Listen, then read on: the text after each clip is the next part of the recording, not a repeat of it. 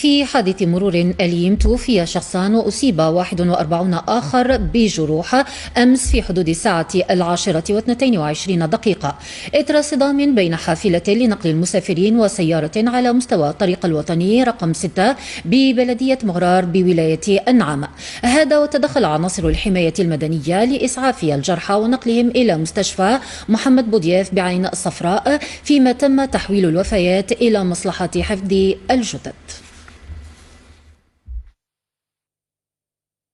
كنا راكبين في العيار ما جبناش خبر، لقينا الكار تقلب وانا على الموسى.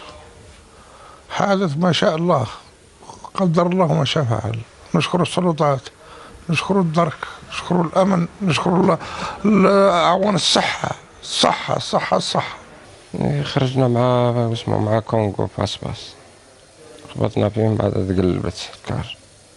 والمرضى تقريبا كاع راهو لاباس عليهم، اللي راه في الجراحه ندير له جراحه عاديه، وان شاء الله سلامات ان شاء الله. نطمئن الاهل تاعهم ان شاء الله لاباس عليهم. الحادث يتمثل في اصطدام حافله لنقل المسافرين بسياره نفعيه.